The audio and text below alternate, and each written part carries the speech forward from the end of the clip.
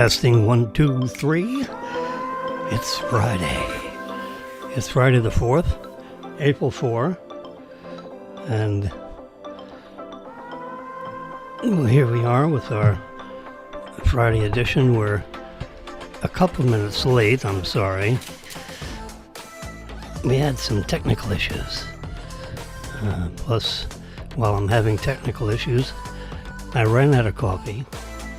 And then while digging through the coffee, I found some hot chocolate. Oh my God. When that came out of the K-Cup brewer, I mean, the whole kitchen smelled of hot chocolate. What a smell.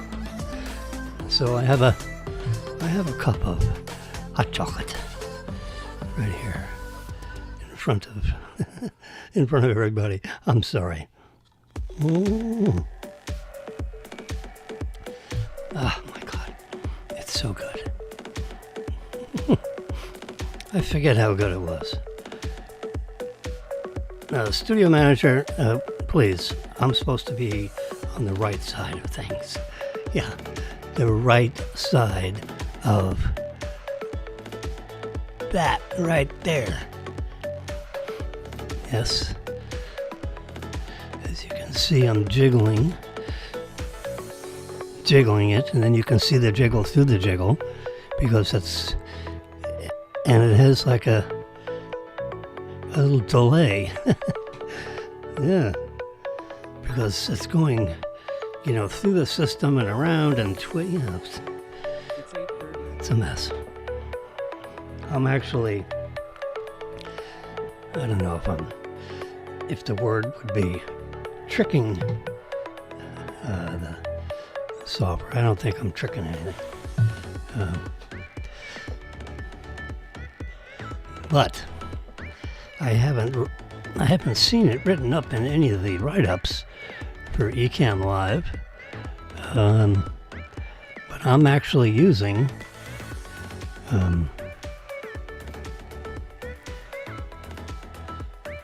two iPads simultaneously and a MacBook Pro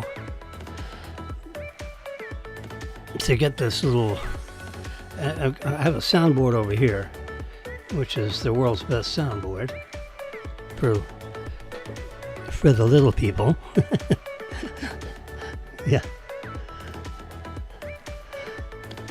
But a guy that's going to do a little, I guess you call it a podcast. I'm not too sure why it's a podcast. It's a broadcast. It's a high definition color TV. But it's not, TV is television. Television is a rather old technology.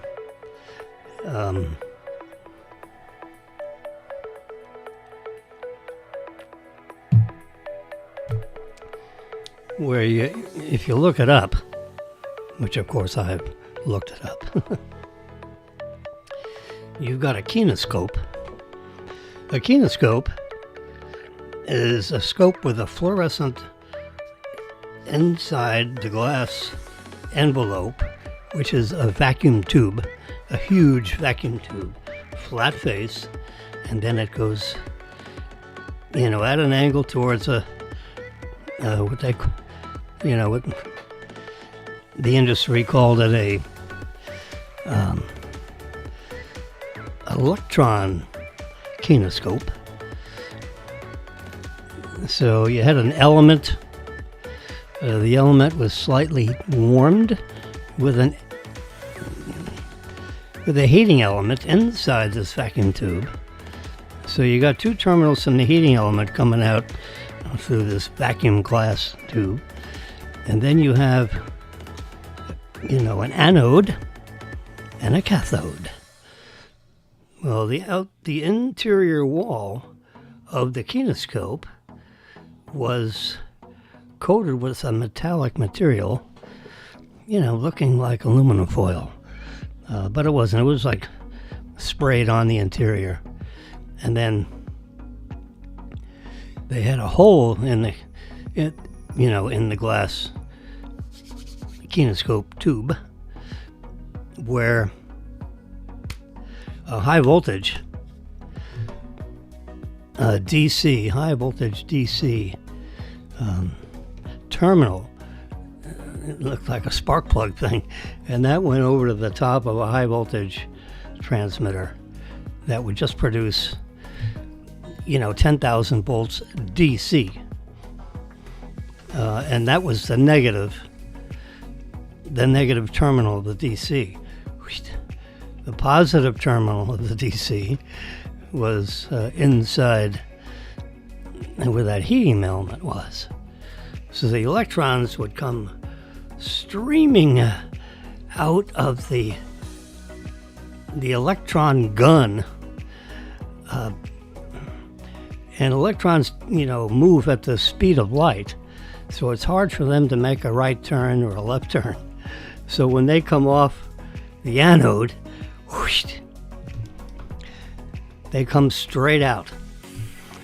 Well, what these geniuses decided when they made a television is they had a yoke, around part of the kinescope, and the yoke would then literally electromagnetically move this streaming little dot of electrons. It move it left or right with the force of the magnetic field, up or down or left or right. So it'd go over and then down and then over and then over, And it was like 280 scan lines, from top to bottom, and then the signal source itself, like the TV signal, would, vibrate. So as that scanning line is coming across, it would, intensify or not intensify to produce this black and white image on the face, on the interior face of this phosphorescent material, which would glow. So you could see it, Anyway, that's how television works. Worked. TVs don't have big vacuum tubes anymore. So vacuum tubes, the first one, I had, I don't know where all my stuff went. I think when my parents moved to Florida and I was in college and all my stuff, they pitched it. I hope they gave it away instead of just throwing it out. It's in some landfill somewhere for the aliens to dig through 1,000,000 years from now. Anyway, I converted that kinescope television set, which my father threw out, actually, and I grabbed it from, sitting on top of the trash can, out front for the garbage men to, squish inside.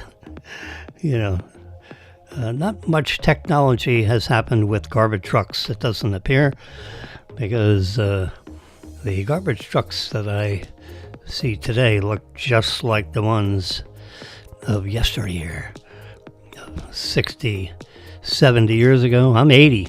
How about that? 80. Yep. I'm still kicking.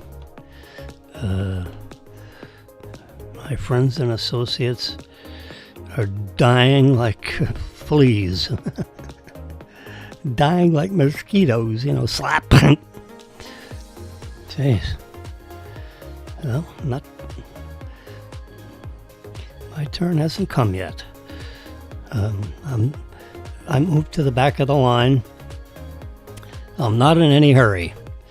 I'm just making that known to everybody. Yeah. I'm watching over in this corner right here. Let's see, how do we get that? I think we click there.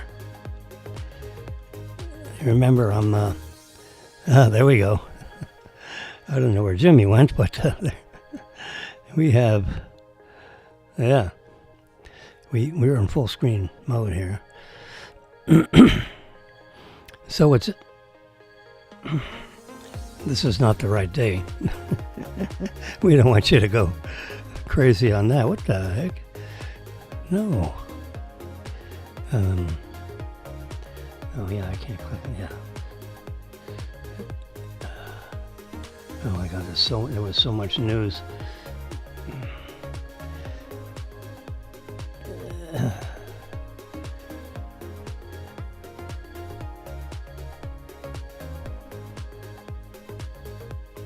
Is that better? Producer says, come on, wake up. It's Friday. Jeez. No wonder I didn't know what day of the week it was. This silly guys. There we go. See, I touch it once and I can go, you can see little thumbnails down below and you can decide whether you want to have a heart on it or not. Yes, I do.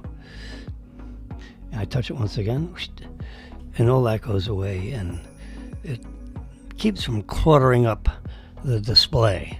I tried to do that on this E-mini Dow continuous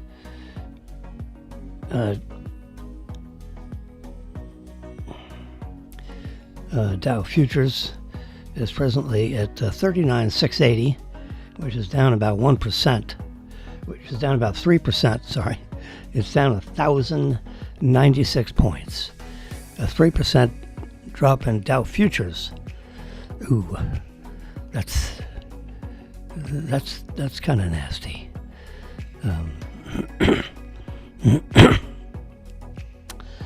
So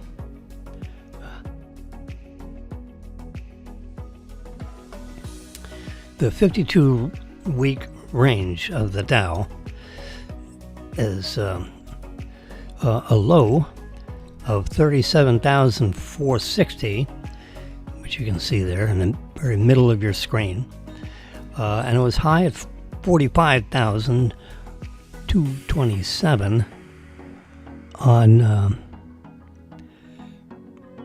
January 31st. So the low was on April of 2024, and the high was January 31st of this year. Well, because of the Trump tariffs, to me, it's a brilliant idea, actually. And it's all for the American, screw the Dow, they're a bunch of traders. Trade, like traders, not traders, like against the U.S. government. Traders, Traders instead of a trader. A trader is someone who is, violent against the U.S. government. And violent or not. You can be nonviolent and subterfuge, the United States of America. You probably do it with data systems. Forget about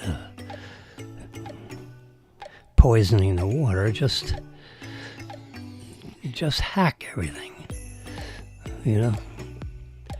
It's amazing. But if you're a trader, like you trade things on the stock market, you get jittery. Oh yeah, we got to get out of this. We don't know where this is going. So that's why you see the Dow futures, because actual trading doesn't officially, I don't want to use that word. Trading begins on the NYSE, the New York Stock Exchange, at 9:30 in the morning. Exactly.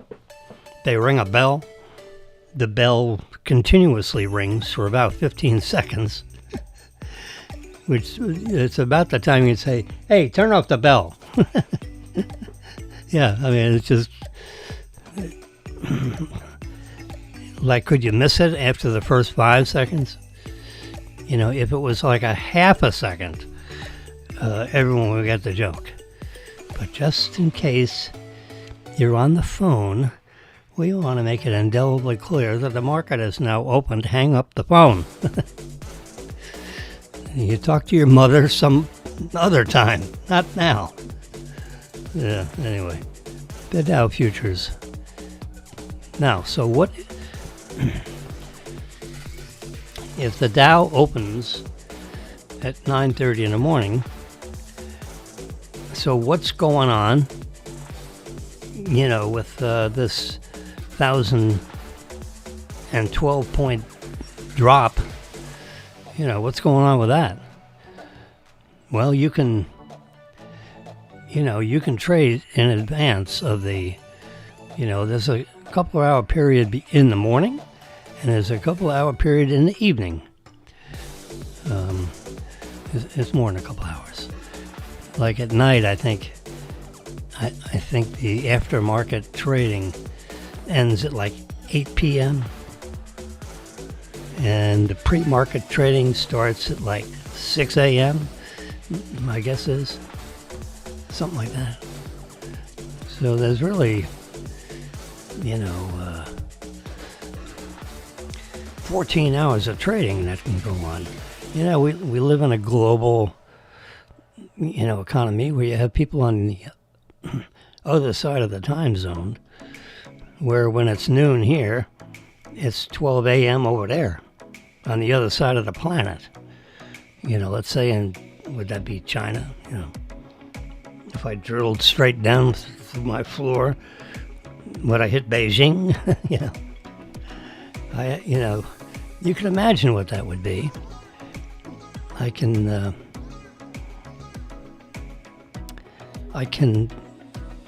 handle that imagination. Whoops. Producers, can we get the other iPad in view here? Ooh, look at that.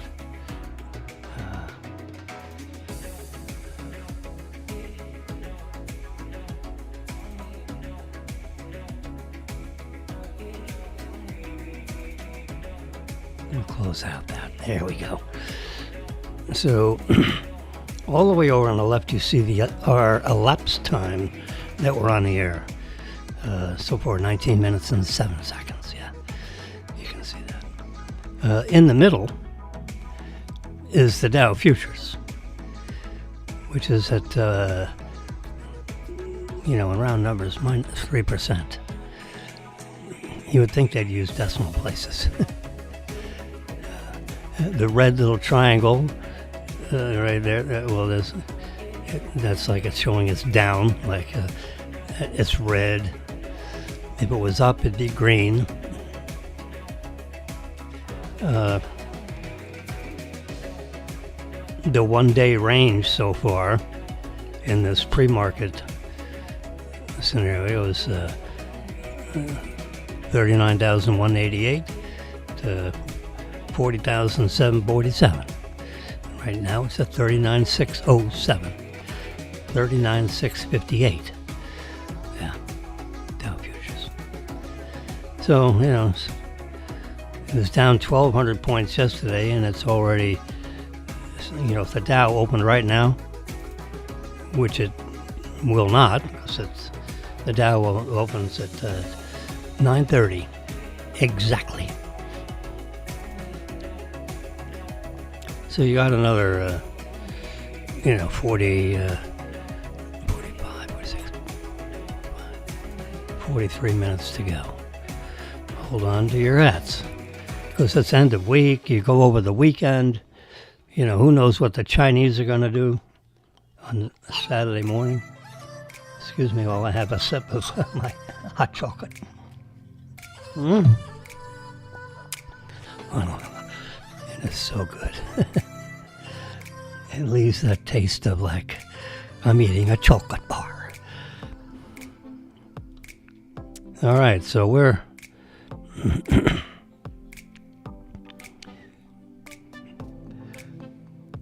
So what I'm going to do on this iPad, I'm out of it, right? Yeah, so we have, this is my home screen on my iPad.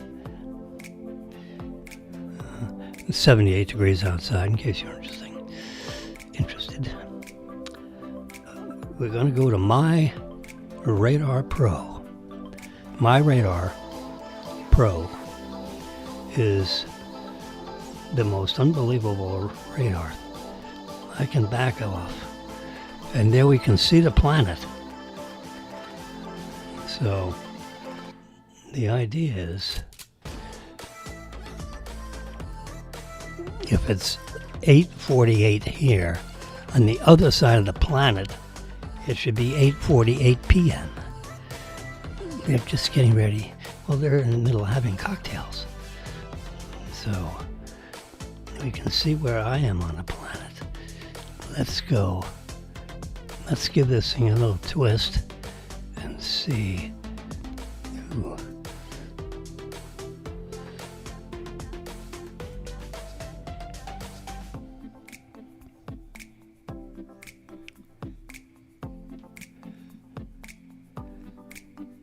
I guess I have to go around again, huh? Oh, God. Where am I? I'm here. We have a satellite that, remember, is going over the poles. I think this is it right here.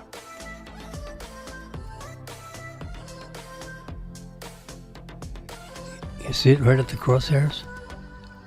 We're going to zoom in a little bit. Now, can you imagine? I'm sitting here with an iPad.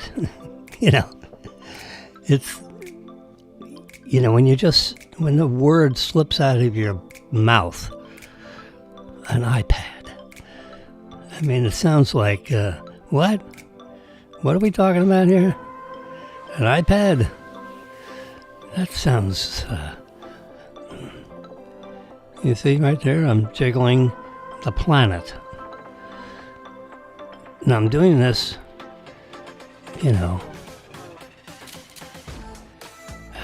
it's unbelievable. Let's get rid of the futures index for a while. It's down another 3% so far. Let's give it a check in a half hour. We don't have to watch it every second of every day.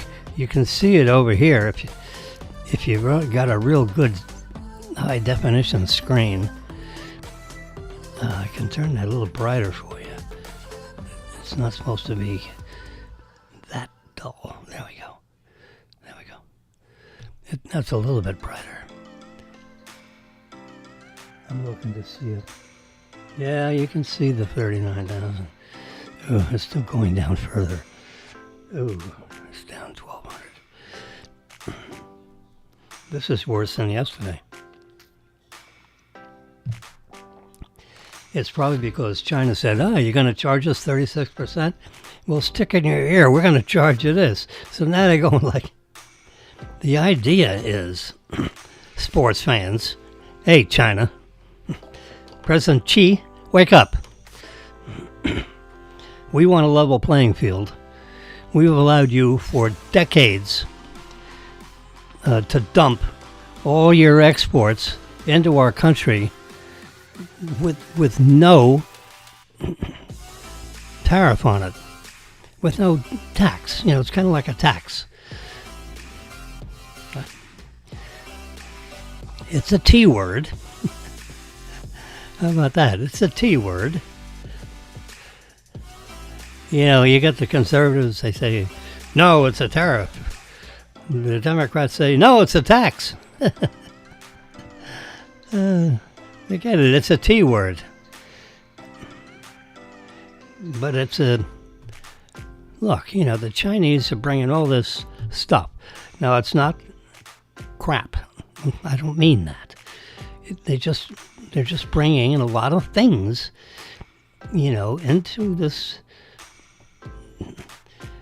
into our country, and they're not paying any tariff on it. And we're trying to sell stuff into your country, and you're charging 65%. You're charging,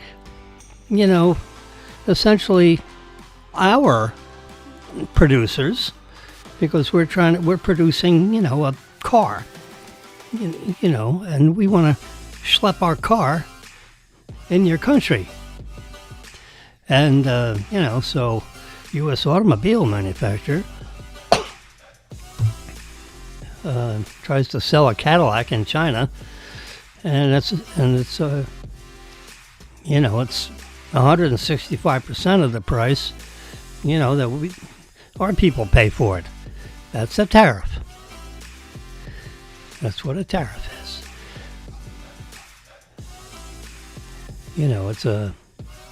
It's a tax on goods. Now, Tesla wouldn't experience that. I'm just thinking, no, I'm not an international tax guy, okay? I'm not any kind of a tax guy. I'm lucky if I can deal with TurboTax, which is, I think, designed for 10-year-olds. It's kind of hard to miss doing your tax return with TurboTax because they ask you a very direct question.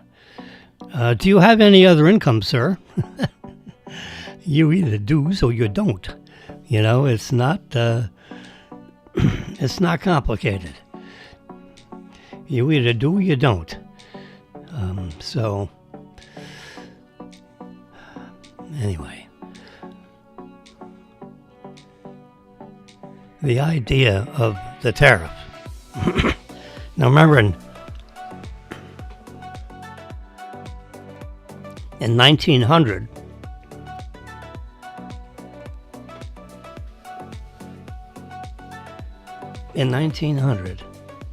there was no income tax. Okay? Oh.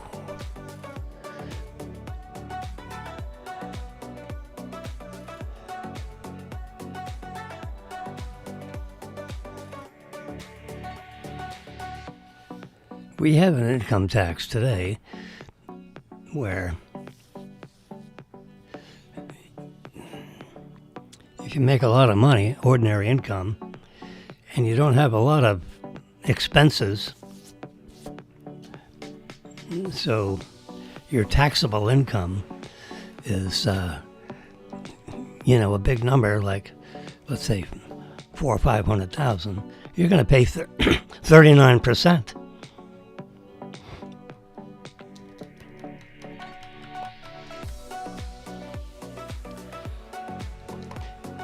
In 1890, you would pay 0.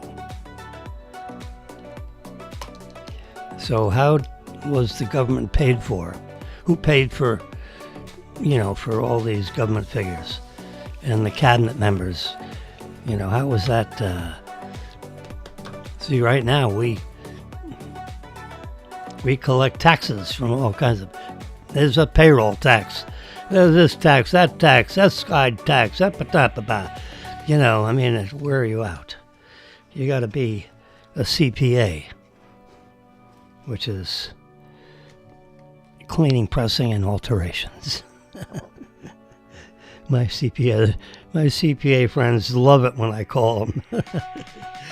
Cleaning. I bring over a bag of dirty shirts and say, "Here, Mr. Barnett, here.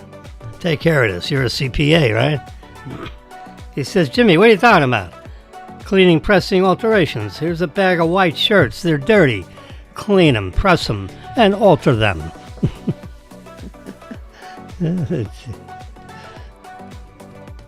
No, anyway, so I'm not a tax guy, but I'm told I have an IQ over 100. Substantially over 100, I'm told.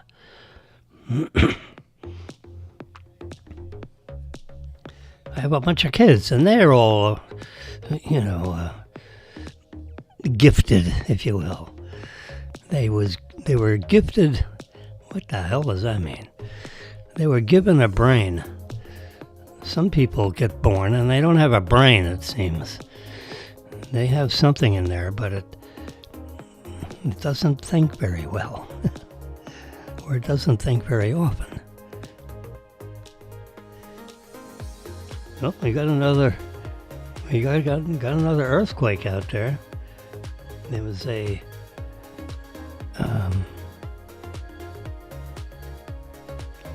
I touch on it and the screen comes up. It was at a depth of 10 kilometers. It was a 6.9 on the Richter scale.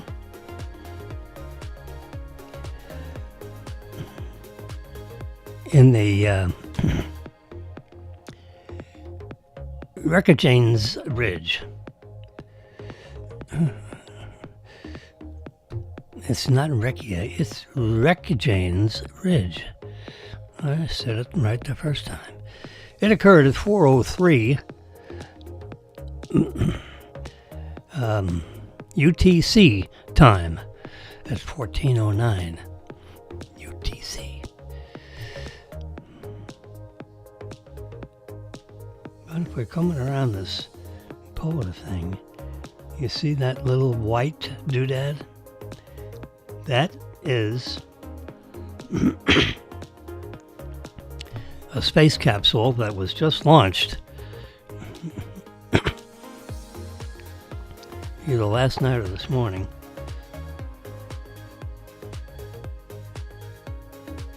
And it's one of the, I think it is the first that actually goes over the poles. I don't think I can twist this, but that red line, why is that curving around that? Yeah, see, it's missing Greenland. And it's going, oh, I see, it goes to the way I'm, yeah, you can, I'm sorry, you can adjust your fingers. So it's coming around, there it is again. There it is. It's anyway, so I was over here circling back to who's on the other side of the planet. I'm not too sure how to do this. I can still see that blue dot over there on the left side. Now, if I drill a hole straight through the middle of the planet, it's going to hit. It's going to hit Nairobi, Mogadishu, or am I going to be in the middle of the Victoria?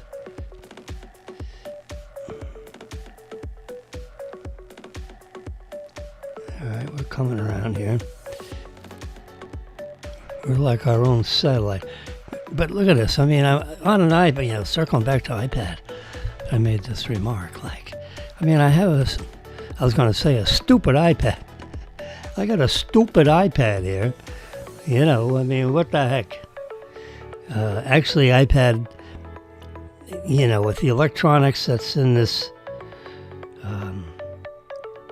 there's a circuitry inside. If you take an iPad apart, okay, there is it's a little dark in here, so I'll do my demonstration this way. I have to save this piece of paper. This has got Bill's address on it. I'll fold it this way. I don't want to give up someone's address. He said, here's my address. Drive through my neighborhood. It's really a beautiful neighborhood. I said, okay. I said, I may be looking to buy a house. And I was thinking about I think you drive up this road and go down that road. He said, that's exactly right. Here's my address. Drive through the neighborhood. I think I'm going to buy this house too. I'm renting it right now from someone I know. And that may be a prior person, a prior occupancy. Anyway, he's renting a place and he likes it so much, he's thinking you're going to buy the house. So and it's in this neighborhood. Anyway, so I have this piece of paper here, which I'm not going to throw away. Now you see the size of that piece of paper? Well, just here's the size of the iPad. See it right here. Produces, turn up the lights a little bit. There we go. So we can see what's going on. So here's my iPad. Let me close it down. Whoops. And get rid of the... We'll open it back up again, I promise. So it's easier for you to see this because the blacks on the black screen are darker than this black on this iPad. I'm wiping off the dust. Now, right about here, inside that iPad, which is, 5 millimeters, 6 millimeters thick. 5, I'll go 5. It's real thin. It's unbelievably thin. Let me peel it off this. Excuse me. That's why they call it a boom microphone, because if you boom it, it goes boom, and it makes everybody that you're talking to annoyed. All right, so here's my iPad. There you go. And it's really thin. I mean, how thin is it? Watch this when I turn it. Is that thin? Is that unbelievable? It's that thin. It's very thin, in other words. And this microphone, you have to talk into the front of it. It's very sensitive. And if you talk on the side here, no one can hear you.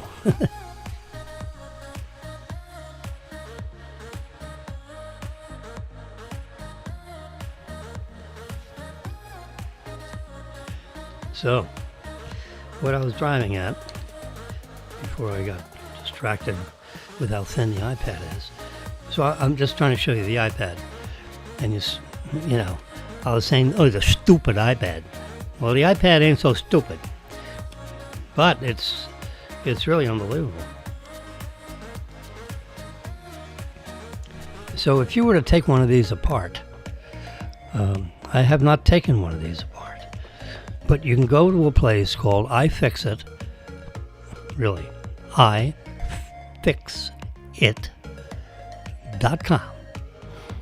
They take everything apart. They have invented, because Apple they don't share any of the tools that, they make tools for themselves, like in the Apple service department. So how do you get in this iPad? You got this screen that's somehow or other, glued into, there doesn't seem to be any screws holding it together. It's like, just sandwiched together somehow or other in this case.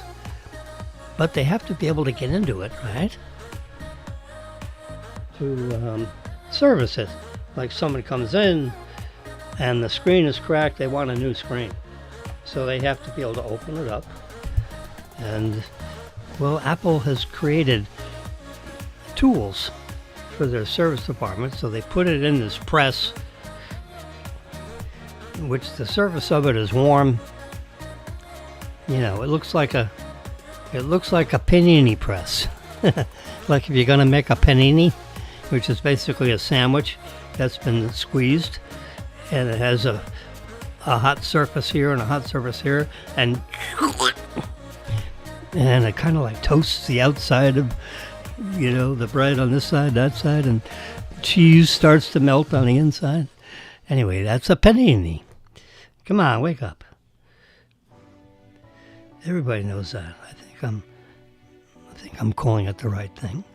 Anyway, there's something you can buy, a panini press, countertop for your basic kitchen. A lot of people do buy the panini press because, it makes marvelous sandwiches. It adds a whole new device to Wonder Bread. Remember Wonder Bread? It's still in grocery stores. I mean, I haven't had a piece of Wonder Bread in 75 years. Yeah, maybe when I was 4, 5, 6, 7 years old, I remember seeing the Wonder Bread. It's got the same bag with Wonder on it. Oh, boy, you walk down the aisles of Publix and it's like memory lane. Anyway, this paper, this magic paper here, has been folded to within a couple of millimeters of the circuit board that drives this whole iPad. Everything. The processor chip, all the electronics needed to drive, the screen here. That's a very high, ultra high resolution screen. Like 6 or 7 million dots, individual dots that can be lit up individually. Because you have an x-axis and a y-axis, and it knows that dot should be green. The one next to it needs to be green. The one next to it needs to be black. Another black one, and it turns red. Yeah. Anyway, it goes. Every dot is what is known as individually addressable. To use some of the vernacular that these guys say, it is individually addressable. Hello, Dot. Remember when Art Carney? Most of the audience here has no clue who Art Carney is. Art Carney was a friend of mine. No. But Art Carney and my father were really, really good friends. How about that? Oh, boy. It's hard to imagine. Jackie Gleason. Anybody remember him? He was a funny man.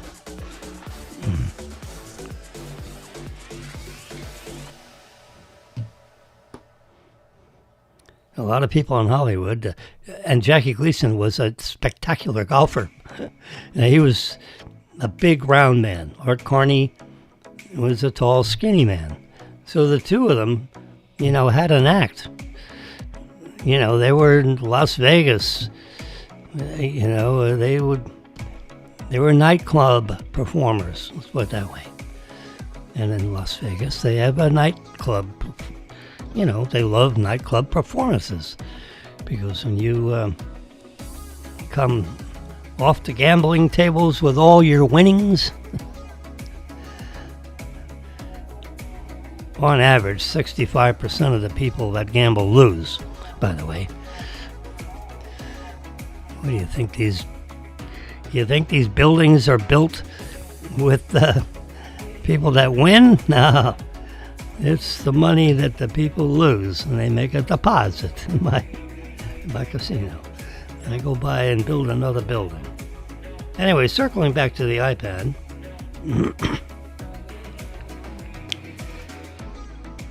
If you go to iFixit.com,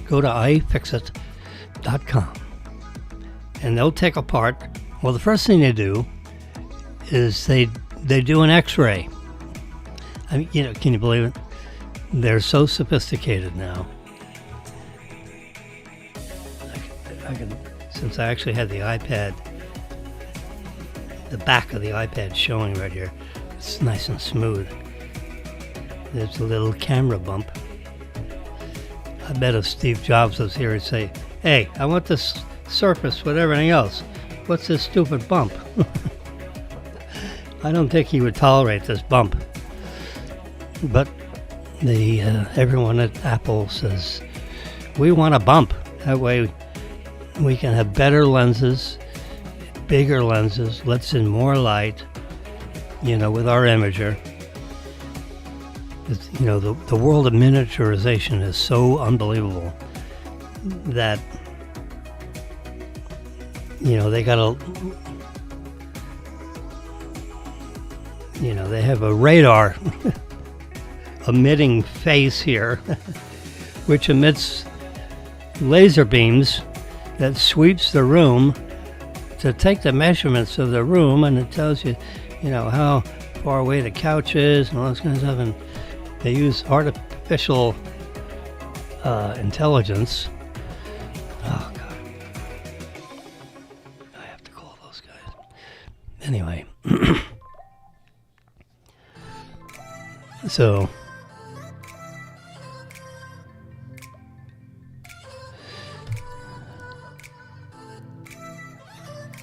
if you go to iFixit, they take an x-ray of every time something new comes out.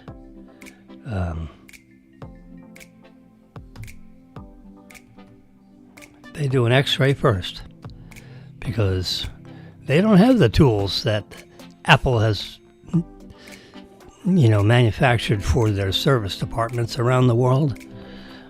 Because these tools are very specific for dealing with opening up their products that are magically sealed up somehow.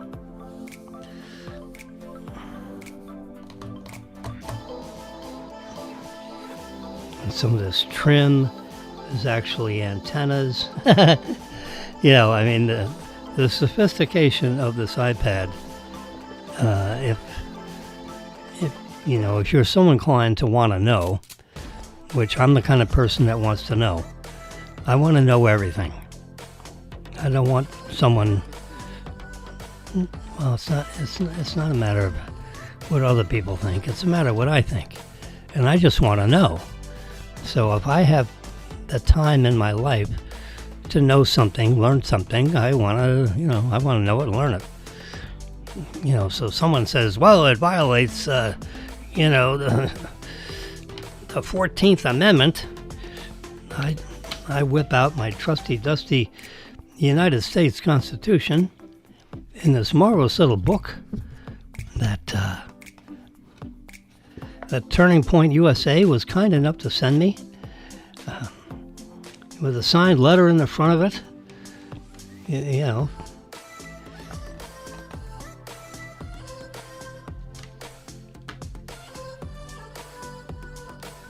That's the front cover. Turning Point USA.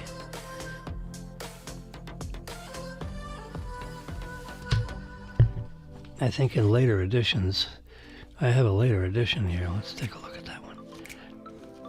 Is this published by Turning Point? No.